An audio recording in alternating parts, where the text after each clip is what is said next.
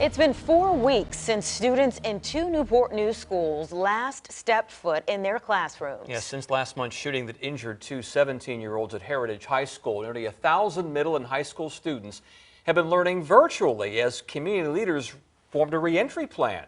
10 on your side's Michelle Wolf joins us now from the WAVY newsroom with a look at what students and their families can expect on those first days back. Well, Tom and Anita, a lot of students were traumatized by last month's shooting. I learned during tonight's town hall that about 500 students called the district's counseling hotline for social and emotional support. Starting next week, there will be a number of resources right at students' fingertips. We care about every child that's entering our building, and we want to make sure that they're successful. A re-entry plan focused on safety, well-being, and potential trauma. We'll have a team of representatives from Newport News Public Schools.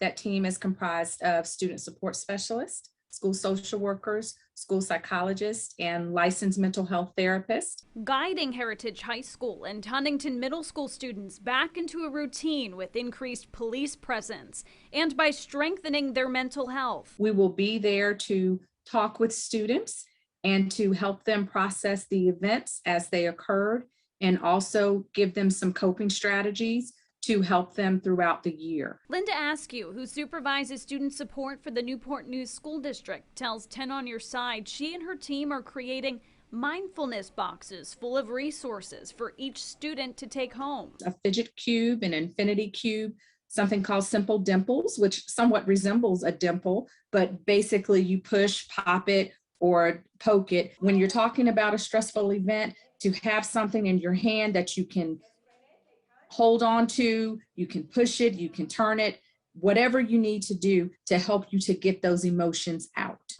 Along with a list of calming apps they can download on their phones or online when they're feeling anxious or stressed. It will allow them to relieve some of that stress, but it'll also allow them to release some of the feelings and emotions they feel that could be associated with the event. Askew says the district's counseling hotline will remain in use as long as students continue to dial. We look at every single student and every single parent as family, and we want to do our best to support them through this process. We'll continue to do the work behind the scenes to make sure our campus safety plan is active, robust, and sustainable.